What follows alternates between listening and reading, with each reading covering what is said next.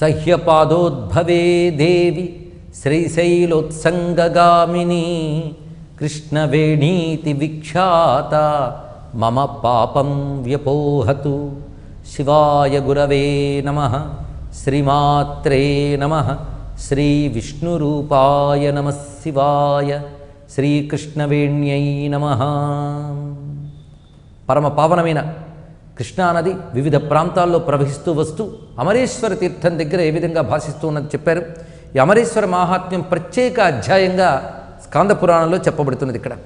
ఇక్కడ ఎప్పుడు స్నానం చేసిన గొప్పదే, కానీ గ్రహణము, సూర్య సంక్రాంతి, విషువులు, ఉత్తరాయణము ఇలాంటి సమయాల్లో స్నానం చేసినట్లయితే పావనమైన సర్వతీర్థ స్నాన ఫలము లభిస్తున్నది అని చెప్తూ ఇక్కడ వివిధ విధానాల్ని చెప్పారు. ఇక్కడ సాధకులకు పనికొచ్చేవి 3 రాత్రులు ఇక్కడ ఉండేలా నివాసం చేస్తూ స్నానదాన జపాదులు చేసినట్లయితే శివానుగ్రహ ప్రాప్తి కలుగుతున్నది. తత్ర గత్వా నరస్నాత్వా నమస్కృత్వా మహేశ్వరం సకృత్ సంస్మరణాదేవ శివలోకం అవాప్నుయాత్. ఇక్కడ చేసే శివారాధనకు విశేష ఫలాన్ని చెప్పారు ఇక్కడ. అంతేకాదు కొన్ని పర్వదినాల్ని ఈ అమరేశ్వర తీర్థంలో విశేషముగా ఆచరించినట్లయితే వాడు పరిపూర్ణుడవుతున్నాడు. ఇవి తెలుసుకుని సాధకులు ఉపయోగించుకోవచ్చు. పౌర్ణమాస్యాం అమాయాంచ ద్వాదశ్యాం రుద్రజన్మని భానువారేచ సంక్రాంతౌ అష్టమ్యాం విష్ణుజన్మని. పౌర్ణమి నాడు, అమావాస్య నాడు, ద్వాదశి నాడు, చతుర్దశి నాడు, ఆదివారము, సంక్రాంతి, అష్టమి, అదేవిధంగా వ్యతిపాత యోగములు ఉన్నప్పుడు, గ్రహణ కాలంలోనూ, సప్తమి నాడు, సోమవారం నాడు, వైధృత యోగం నాడు, మాఘమాసం నాడు ఇక్కడ స్నానం చేసినట్లయితే పవిత్రమవుతున్నది. ఆ స్నానము జ్యోతిష్టోమ సహస్రాణి వాజపేయ శతాని చ ఆప్తౌర్యామ సహస్రస్య ఫలం ప్రాప్నోతి భార్గవ. వేదములు చెప్పే అనేక యాగములు చేసిన ఫలం ఇక్కడ స్నానం చేసిన వారికి లభిస్తున్నది. ఏ నరాహ పుణ్యకర్మాణస్తే లభంతే మహాఫలం కృష్ణాయా సలిలం నిత్యం అమరేశ్వర దర్శనం. నిత్యం కృష్ణాస్నానము, అమరేశ్వర దర్శనం చేస్తే అతడి భాగ్యమే భాగ్యము. అంతేకాదు అమరేశ్వర తీర్థంలో ఉన్న కృష్ణానదిని స్మరించి అమరేశ్వరుని ధ్యానించినప్పటికి కూడా ధన్యులవుతారు అని చెప్పారంటే ఆ తీర్థం ఎంత గొప్పది, అమరేశ్వరుడి యొక్క ప్రభావం ఎంత ఉత్కృష్టమైనదో. వేణీతీర్థే నరస్నాత్వా అమరేశ్వర దర్శనం కృత్వా పాపై ప్రముచ్చేత మహాపాతకజైరపి అని చెప్తూ ఇక్కడ చేయవలసిన కొన్ని స్తోత్రములు చెప్పారు కృష్ణానదిని. ఆ స్తోత్రములు ఇక్కడ నుంచి స్మరించి కూడా మనం దివ్యత్వాన్ని పొందగలం. ఆ స్తోత్రముల మహిమ ఇటు అమరేశ్వర స్వామి యొక్క మహిమని చెప్తున్నది, అక్కడ ప్రవహిస్తున్న కృష్ణానదికున్న ప్రత్యేకతను కూడా చెప్తున్నది. బ్రహ్మామృతానంద రసేన పూర్ణాం జలేన పూర్ణామితి మేనిరేజ్ఞా త్వాం త్వావగాహామి పిబామి కృష్ణాం దేవాన్ ఋషీం తర్పయిష్యే పితృంశ్చ. ఓ తల్లి కృష్ణానది, నువ్వు నీటితో నిండిన దానవని సామాన్యులు అజ్ఞానులు అనుకుంటున్నారు. కానీ నువ్వు బ్రహ్మానంద అమృతముతో నిండి ఉన్నదానవు. నీ యందు ప్రవహించేవి జలములు కావు, బ్రహ్మానందామృతము అని తెలిసి ఈ నదిలో నేను మునుగుతున్నాను, ఆ నదీ జలాన్ని పానం చేస్తున్నాను, ఆ నదీ జలాలతో దేవ ఋషి పితృతర్పణలు చేస్తున్నాను. దేవతలకు మాట అంటారు, మాకు అమృతము చాలా ఇష్టం, అంతకంటే ఇష్టము కృష్ణానదీ జలాలతో చేసిన తర్పణము అని చెప్పారు. ఇక్కడ అంత పవిత్రత ఉన్నది. అందుకే దేవతలకు ఋషులకు కూడా ప్రీతిపాత్రమైన పవిత్రమైన తీర్థము ఈ అమరావతి తీర్థము. పుత్రకామో లభేత్ పుత్రం, ధనకామో లభేత్ ధనం. ఇక్కడ సాధన చేసిన వాడికి సర్వాభిష్టములు లభిస్తాయని చెప్తున్నారు. ఇంకొక అద్భుతమైన విషయం ఏంటంటే చెయ్యరానివి చేసిన పాపాలు పోగొట్టే శక్తి ఈ తీర్థానికి ఉంది. దీన్ని బట్టి పాపాలన్నీ చేసి ఇక్కడికి వెళ్ళమని చెప్పడం కాదు. ఇక్కడ పాపాలు చేసేనైనా పశ్చాత్తాప పడితే వాడిని తరింపజేసే శక్తి ఈ తీర్థానికి ఉన్నది. దుర్భోజన దురాలాప దుష్ప్రతిగ్రహ సంభవం పాపం భరతు మే క్షిప్రం కృష్ణవేణి నమోస్తుతే. ఈ శ్లోకం చదివి కృష్ణవేణి స్నానం చేయడం చాలా విశేషము. దుర్భోజన దురాలాప దుష్ప్రతిగ్రహ సంభవం, తినరానివి తిన్న దోషము, అనరానివి అన్న దోషము, దుష్టుల నుంచి ద్రవ్యాన్ని స్వీకరించిన దోషము, ఈ దోషములని వెంటనే హరించుగాక అంటూ కృష్ణవేణిలో స్నానం చేయాలి. శ్రీశైలం దాటిన తర్వాత నుంచి కృష్ణవేణిలో ఒక మహత్తరమైన శక్తి ప్రవేశిస్తుంది అని చెప్పారు. ఇది ఆలోచించవలసిన అద్భుత విషయం. ఇక్కడ తావత్ సా జాహ్నవీ జ్ఞేయా యావత్ శ్రీశైలగామిని అత ఊర్ధ్వం శతగుణా యావత్ సాగర సంగమం.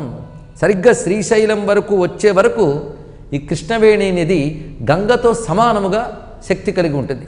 సరిగ్గా శ్రీశైలం దాటిన తర్వాత గంగ కంటే 100 రెట్లు ఎక్కువ శక్తి ప్రవేశిస్తున్నది కృష్ణానదిలో అని చెప్పారు ఇక్కడ. అక్కడ నుంచి కృష్ణాయాశ్చోభయతటే యోజనాభ్యంతరం తు యత్ తత్క్షేత్రం ముక్తిదం ప్రాహు. అక్కడ నుంచి కృష్ణానదికి ఇటు అటు ఒడ్డును ఉన్నటువంటివన్నీ కూడా భవ్యములైన ముక్తి క్షేత్రములే అని వర్ణిస్తున్నారు. అంత శక్తి సంతరించుకుంటుంది శ్రీశైల స్పర్శ పొందిన తర్వాత కృష్ణవేణి నదికి. అందుకే గంగా తీరమైన కాశీక్షేత్రంలో మరణించిన వారికి ఎలాంటి సద్గతులు వస్తాయో ఇక్కడ కూడా కృష్ణవేణి నదీ తీరే యస్తు ప్రాణాన్ పరిత్యజేత్ తస్య హస్తగతో మోక్ష స్వపాకస్యాపి పుత్రక బ్రహ్మజ్ఞానం గయాశ్రాద్ధం దానంచ కురుజాంగలే కృష్ణవేణి పయప్పానం సమమేత చతుష్టయం. ఇది ఒక విశేషమైన అంశం.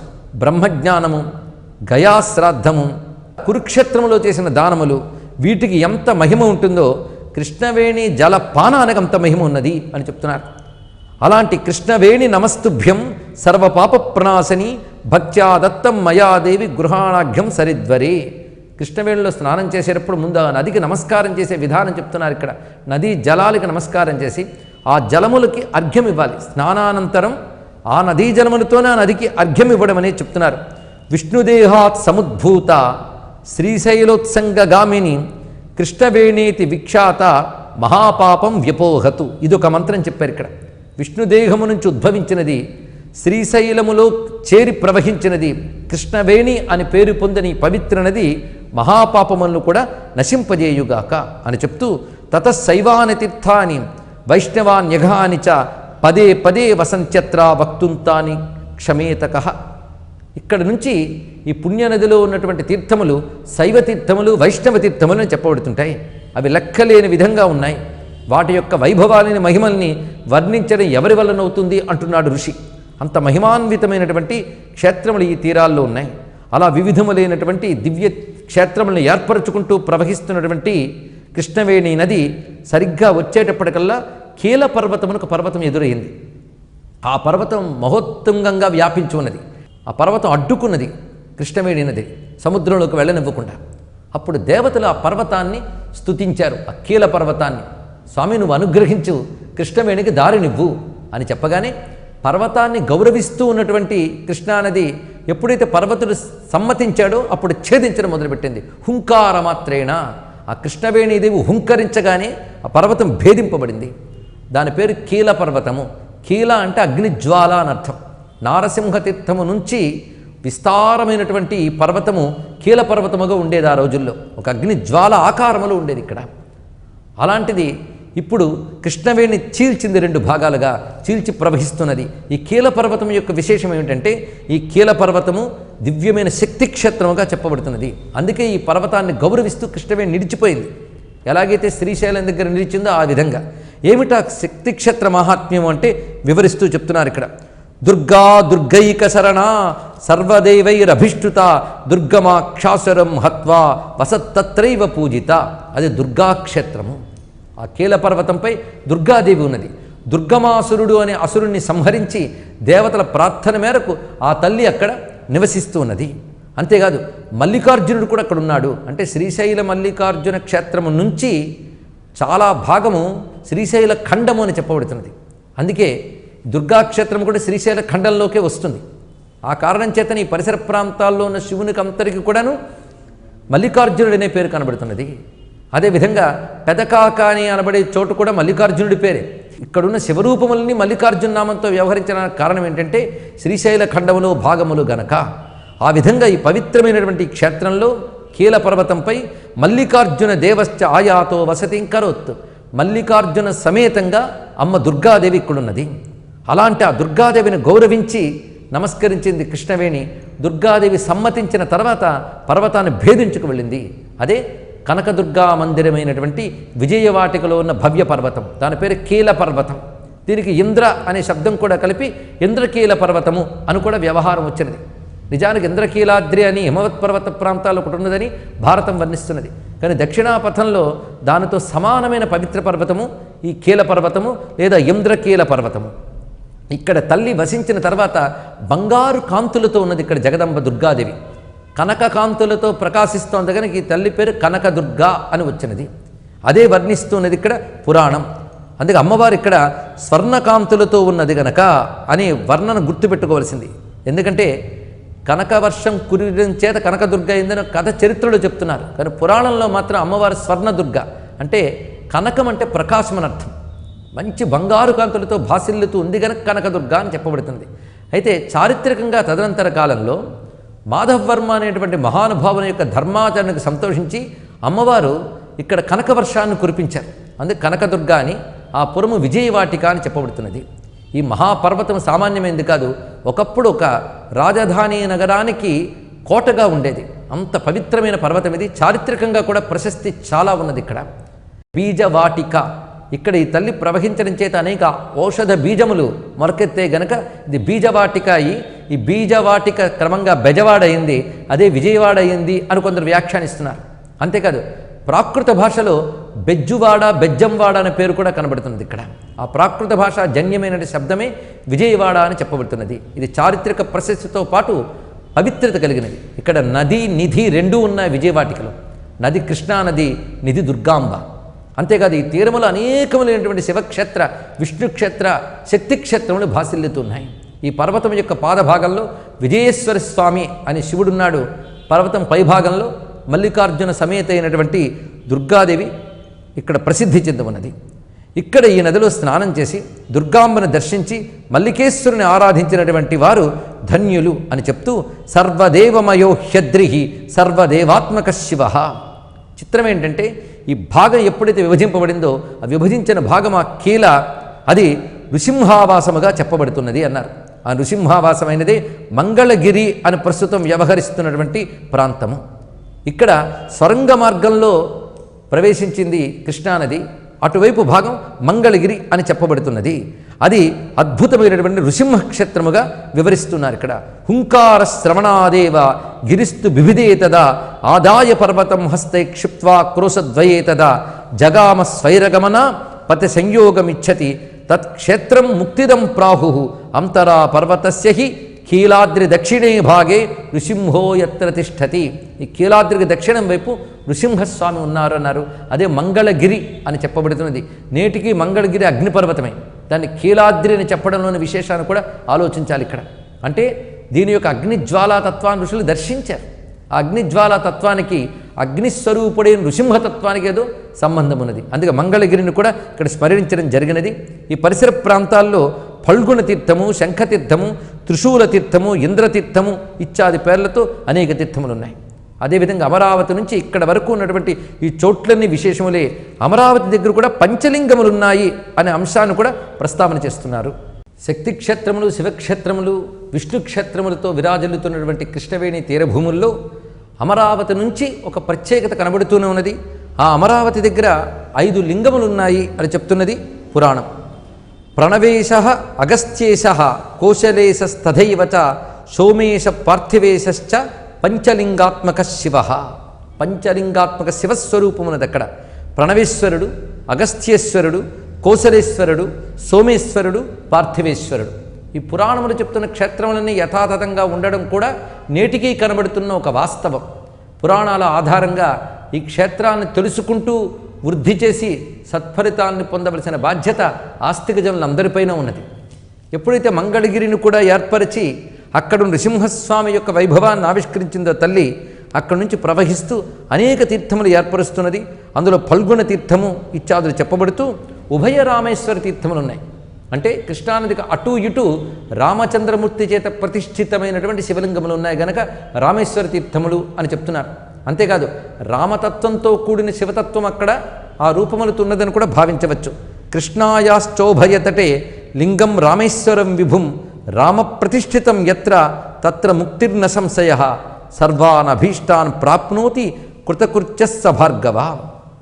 ఈ భవ్యమైన ఉభయ రామేశ్వర క్షేత్రములకి నమస్కారం చేసుకుంటూ ఈ తీర్థము ఏర్పరుస్తున్నటువంటి కృష్ణానది క్రమంగా శ్రీకాకుళము అని పురాన్ని చేరుకున్నది.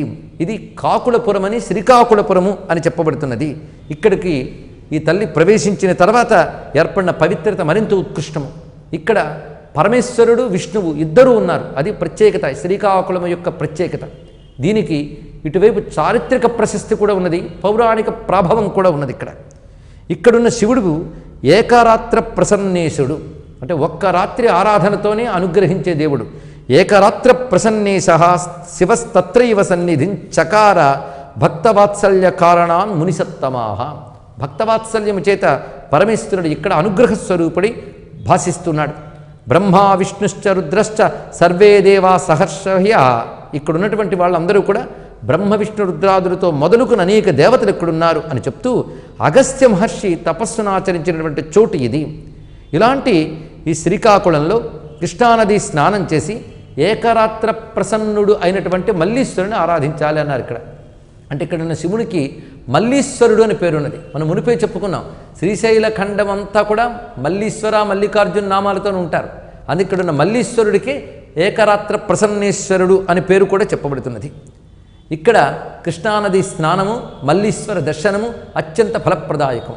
కృష్ణాయా సలిలే స్నాత్వా మల్లీశం కాకుళేశ్వరం దృష్ట్వా ముక్తిం ప్రయాత్యేవా సత్యం మునివరోదితం. కృష్ణానదిలో స్నానం చేయడం, మల్లీశ్వరుని దర్శించడం, కాకులేశ్వరుని దర్శించడం. కాకులేశ్వరుడు అంటే విష్ణువు, ఈయన్నే శ్రీకాకుళాంధ్ర మహావిష్ణువు అని కూడా కీర్తిస్తారు. చతుర్భుజ శంఖచక్ర భూనీలా సహితో హరి వసతిం తత్ర వై చక్రే కలౌ కాకుల నాయక. ఈ కలౌ కాకుల నాయక అని గుర్తుపెట్టుకోవాలి. కలియుగంలో శ్రీకాకుళ నాయకుడు సాక్షాత్ విష్ణు స్వరూపుడై అనుగ్రహిస్తున్నాడు. చతుర్భుజాలతో శంఖచక్ర గదాపద్మములు ధరించి భూ నీలా దేవేరుడితో ప్రకాశిస్తున్నవాడు ఈ స్వామి. ఈ స్వామికి చారిత్రక ప్రశస్తి ఏమిటంటే, కళింగ దేశ దండయాత్రకు బయలుదేరినటువంటి శ్రీకృష్ణదేవరాయలు ఈ క్షేత్రమునకు చేరుకున్నాక ఇక్కడ ఏకాదశి వ్రతాన్ని చేశారు. మరో రోజు ద్వాదశి వేళలో ఆయనకి ధ్యానంలో విష్ణువు దర్శనమిచ్చాడు. ఆ దర్శనమిచ్చినటువంటి విష్ణు స్వరూపం చాలా అత్యద్భుతంగా వివరించాడు తానే. నీలమేఘము డాలు డీలు చేయగజాలు మెరుగు చామన ఛాయ మేనితోడ అరవిందముల కచ్చులడగించు జిగిహెచ్చులాయ తంబగు కన్ను దోయితోడ పులుగు రాయని చట్టుపల వన్య నొరబెట్టు హొంబట్టు జిలుగు రెంటెంబుతోడ ఉదయార్క బింబంబు నొరయు విడంబంబు దొరళంగ నాడు కౌస్తుభముతోడ తమ్మికేలుండ పెరకేల దండ ఇచ్చు లేములుడిపెడి లేజూపు లేమతోడ తొలకు దయతెల్పు చిరునవ్వుతోడ కల తదంధ్రజలదాక్షుడితని యానతిచ్చే అని కృష్ణదేవరాయలు తనకు కనబడిన విష్ణు స్వరూపాన్ని వర్ణించారు. బంగారు రంగుతో మెరిసిపోతున్నటువంటి రెక్కలతో గరుత్మంతుడు భాసిస్తూ ఉంటే ఆ గరుత్మంతునిపై పీతాంబరధారి అయిన విష్ణువు ప్రకాశిస్తున్నాడు. శంఖచక్ర గదాపద్మములు ధరించిన ఆ స్వామితో పాటు మహాలక్ష్మీదేవి కూడా భాసిస్తున్నది. ఆ స్వరూపము ఆంధ్రజలజాక్షుడు అన్నారు. అంటే ఆంధ్ర మహావిష్ణువు. ఆ శ్రీకాకుళాంధ్ర మహావిష్ణువు అక్కడ దర్శనమిచ్చాడు కృష్ణదేవరాయలకు. దర్శనమిచ్చి, నువ్వు మహాకవివి, బహుభాషల్లో పండితుడివి, నీ మాతృభాష అయిన తులు భాషతో పాటు సంస్కృతంలోనూ తెలుగు కన్నడ మొదలైన దేశ భాషల్లోనూ మహాపండితుడివి. అయితే నువ్వు ఇప్పుడు తెలుగు నేలపైకి చేరేవి గనక, నేను తెలుగు నాయకుడిని గనక తెలుగులో నువ్వు ఒక ప్రబంధాన్ని రచించు అని కృష్ణదేవరాయలకి మహావిష్ణువు ఆజ్ఞాపించాడు. ఆ ప్రబంధపు వస్తువును కూడా ఆయన నిర్దేశించాడు. అది గోదాదేవి యొక్క చరిత్ర. చూడుకుడిత్తెనాంచెయ్యాలి, గోదాదేవి చరిత్రను వర్ణించమన్నారు. అప్పుడు ఆ విష్ణువు యొక్క ఆజ్ఞ స్వీకరించి కృష్ణదేవరాయల వారు ఆముక్తమాల్యద అనే ప్రబంధాన్ని రచించాను అని ఆయనే చెప్పుకున్నారు అవతారికలు. అయితే ఆజ్ఞాపించింది శ్రీకాకుళాంధ్ర మహావిష్ణువు. ఆయన ఒక మాట చెప్పాడు, తెలుగులో రచించు, ఈ విషయం రచించు, అంకితం నీ ఇష్టం వచ్చిన వాడికి ఇచ్చుకో అని చెప్పాడు. ఈ మాటను స్వీకరించి తెలుగులోనే రచించి దానిని తిరుమల వెంకటేశ్వర స్వామికి అంకితం చేసుకున్నాడు కృష్ణదేవరాయలు. ఎందుకంటే ఆయనకు అభీష్టదేవ వెంకటపతి గనక. ఈ విధంగా కృష్ణదేవరాయల చేత ఒక మహాప్రబంధాన్ని పలికించినటువంటి క్షేత్రము శ్రీకాకుళం. అంతేకాదు, ఇక్కడ విష్ణువు నోట తెలుగు భాష కీర్తించబడింది. అది కూడా తెలుసుకోవాలి. తెలుగదేల ఎన్న దేశంబు తెలుగు ఏను తెలుగు వల్లభుండ తెలుగో కండ ఎల్ల నృపులు కొలువ ఎరుగవే బాసాడి దేశ భాషలందు తెలుగు లెస్స. ఇది సాక్షాత్తు మహావిష్ణువు నోట పలికింది అంటాడు కృష్ణదేవరాయలు. మహావిష్ణువే తెలుగును మెచ్చుకున్నాడంటే తెలుగువారిగా గర్వించదగ్గ విషయం. అందుకే తెలుగు నాయకుడైనటువంటి శ్రీకాకుళాంధ్ర మహావిష్ణువుకి నమస్కారం చేసుకుందాం. అటు తర్వాత ఈ పవిత్రమైనటువంటి శ్రీకాకుళ సమీప తీర్థములు చాలా విశేషంగా చెప్పబడుతున్నాయి. దేవహ్రదం, రుద్రహ్రదం, చక్రతీర్థంతు వైధసం, విష్ణుతీర్థం, సూర్యతీర్థం, సోమతీర్థం, మునీశ్వరాహ, పాపనాశన తీర్థంచ తత్ర స్నానం మహాఫలం. ఇక్కడ కృష్ణవేణి ప్రవాహ ప్రాంతాల్లో ఉన్న తీర్థములు దేవహ్రదము, రుద్రహ్రదము, చక్రతీర్థము, వైధస తీర్థము, విష్ణుతీర్థము, సూర్యతీర్థము, సోమతీర్థము, పాపనాశన తీర్థము అని చెప్పబడుతూ బహుతీర్థములున్నాయి. అక్కడ స్నానం చేసిన పితృపిండ ప్రదో భవేత్, అక్కడ పితృదేవతలను ఉద్దేశించి పిండ ప్రదానం చేసిన అతడు కులోద్ధారకుడు అవుతున్నాడు, అతడు శివలోకాన్ని పొందుతున్నాడు అని వివరించారు. అంత పవిత్రమైనది ఈ శ్రీకాకుళ పరిసర ప్రాంతంలో ఉన్నటువంటి దివ్యతీర్థం. అదేవిధంగా అటు నుంచి శుక్లతీర్థం అనే క్షేత్రాన్ని వర్ణిస్తున్నారు. శుక్లతీర్థం అంటే తెల్లని తీర్థము అని. ఇప్పుడు దాని వెల్లటూరు అని పేరున్నది. ఇక్కడ ఈ పవిత్రత గురించి చెప్తూ కథ ఉన్నది పురాణముల యందు. అది విశేషమైనటువంటి పాపనాశన లక్షణాన్ని చెప్తున్నది ఇక్కడ. అక్కడ ఒక విప్ర కుటుంబం ఉండేదని, ఆ విప్ర కుటుంబానికి 2 సంతానం, ఒక కొడుకు ఒక కూతురు. కానీ వాళ్ళ పసితనంలో ఉన్నప్పుడే తల్లిదండ్రులిద్దరూ మరణించారు. అప్పుడు వేరే ప్రాంతం నుంచి వచ్చినటువంటి ఒకరు అనాథలుగా ఉన్నటువంటి వారిలో ఒకడు పుత్రుణ్ణి తీసుకువెళ్ళి పెంచాడు. ఇంకొకడు ఎవరో ఇతనికి తెలియని వాడు మరొక ప్రాంతం నుంచి వచ్చి కూతుర్ని తీసుకువెళ్ళి అతను పెంచాడు. వాళ్ళు దూర ప్రాంతాలు ఉన్నారు, ఒకరికొకరు సంబంధం లేదు. చిత్రం ఏంటంటే కొన్నాళ్ళకి సంబంధాలు చూసుకునేటప్పుడు వాళ్ళిద్దరికీ వివాహం జరిగినది. నిజానికి సోదరీ సోదరులు అయినప్పటికీ కూడా తీసుకువెళ్ళిన తల్లిదండ్రులకి వారి బంధము తెలియకపోవడం చేత వివాహం జరిగింది. వీళ్ళు పసివాళ్ళు కనుక వాళ్ళకి తెలియలేదు. అది సోదర వివాహం మహాపాపం. అది జరిగినది. ఈ సమయంలో వారు ఒక చోట నివాసం చేస్తూ ఉండగా అక్కడికి ఒక సిద్ధపురుషుడు వచ్చి దివ్య దృష్టితో చూసి, మీది పాప సంబంధము, ఇది మహాపాపము అని వారి ఇద్దరి యొక్క పుట్టుక రహస్యాన్ని చెప్పాడు ఆయన. వెంటనే వాడు భయచకితులయ్యారు. తెలియక చేసిన పాపము, ఈ పాపము నుంచి ఎలా బయటపడతాం అని అడిగితే దానికి పరిష్కారం చెప్పాడు మునీశ్వరుడు.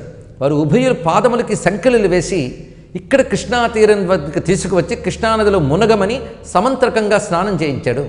దానితో వారిక్కడ మునిగి వారు ఆ పాపం నుంచి విముక్తులై ఎవరికి వారుగా జీవించి పరాగతిని పొందారు అని వర్ణించారు. అంత మహాపాపాన్ని కూడా పోగొట్టిన తీర్థం గనక దీని పేరు శుక్ల తీర్థం. ఇక్కడ మరొక విశేషం ఏంటంటే వాళ్ళ చేత నల్లని వస్త్రాలు ధరింపజేసి అందులో మునగమని చెప్పాడు మునీశ్వరుడు. వాళ్ళు మునిగి వెలికి వచ్చాక తెల్లని వస్త్రాలుగా మారే. దీని అర్థం ఏంటి? అంత మహాపాపాన్ని కూడా కడగలిగినటువంటి శక్తి తీర్థానికి ఉన్నది కనుక తెలియక చేసిన మహాపాపాన్ని ఆ విధంగా కడిగింది ఇక్కడ.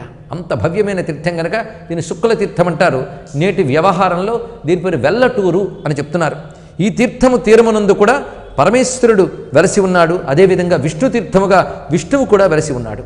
అటు తర్వాత తీర్థమహిమల్లో ఇక్కడ అగస్త్య మహర్షి ఈ వెల్లటూరు క్షేత్రంలో తపస్సును ఆచరించి కృష్ణవేణి నది యొక్క దేవతారూపాన్ని దర్శించాడు అని చెప్పారు. ఆయన కనబడిన దేవతారూపం ఎలా ఉన్నదో అత్యద్భుతమైన విషయాన్ని పురాణం చెప్తున్నది.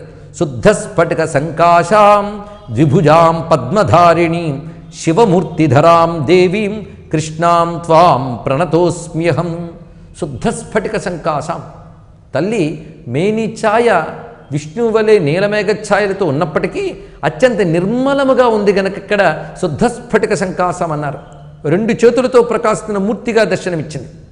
మొదట విష్ణువు నుంచి వచ్చినప్పుడు చతుర్భుజములుగా ఉన్నప్పటికీ ఇక్కడ అగస్త్య మహర్షికి ఈ రూపాన్ని చూపించింది ఆ తల్లి. శివమూర్తిధరా, ఇది శివస్వరూపము కూడా అని చెప్పారు. అటువంటి కృష్ణానది కమండలు ధరాం దేవీం జపమాలాధరాం శుభాం. ఒక చేత్తో కమండలము, ఒక చేత్తో జపమాల పట్టుకుని ప్రకాశిస్తున్నది. ఇది శివమూర్తి ధరాం అని చెప్పడమే కాకుండా బ్రాహ్మీం సువర్ణవర్ణాభాం కృష్ణాం త్వాం ప్రణతోస్మ్యహం అంటే ఇక్కడ ఎన్ని రూపాలు కనబడ్డాయంటే ముందుగా శివమూర్తి కనిపిస్తున్నది, క్రమంగా అది బ్రహ్మమూర్తిగా మారినది. బ్రహ్మమూర్తిగా మారినప్పుడు సువర్ణవర్ణములతో ఉన్నది. శివమూర్తిగా కనబడినప్పుడు ఆ తల్లి తెల్లని కాంతులతున్నది. క్రమంగా మరొక రూపం కూడా దర్శనమిచ్చింది. అంటే ఒక్క కృష్ణమ్మే 3 రూపాలను చూపిస్తున్నది ఇక్కడ. మొదటి రూపం శివరూపము, రెండవ రూపం బ్రహ్మరూపము, మూడవ రూపము ఇంద్రనీల సమప్రక్షాం శంఖచక్ర గదాపద్మధారిణీం విష్ణురూపిణీం ఇంద్రనీల సమప్రక్షాం కృష్ణాం త్వాం ప్రణతోస్మ్యహం. మూడవ రూపము దివ్యమైనటువంటి విష్ణు రూపం. మొదట కనబడింది శివరూపం, ఇది పద్మములు ధరించినటువంటి రూపముతో ఉంటే, రెండవది బంగారు కాంతులతో ఉన్న బ్రాహ్మీ రూపము అనగా బ్రహ్మరూపము, మూడవది శంఖచక్ర గదాపద్మములు ధరించి 4 చేతులతో నీలకాంతులతో ఉన్నటువంటి స్వరూపము. ఈ 3 రూపాలు కృష్ణమ్మ చూపించిన ఉద్దేశం ఏమిటి అంటే బ్రహ్మ విష్ణు శివాత్మకమైన శక్తిని నేను అని ప్రకటిస్తున్నది. స్మరణాత్ సర్వదోషఘ్నీం దర్శనా స్వర్గదాయినీం. అటువంటి త్రిమూర్త్యాత్మకమైన కృష్ణానదిని ఈ వెల్లటూరు ప్రాంతంలో అగస్త్య మహర్షి దర్శించి నమస్కరించారు. అటువంటి త్రిమూర్తి స్వరూపుడైన కృష్ణమ్మకు నమస్కరిస్తూ సర్వం శ్రీకృష్ణ చరణారవిందార్పణ.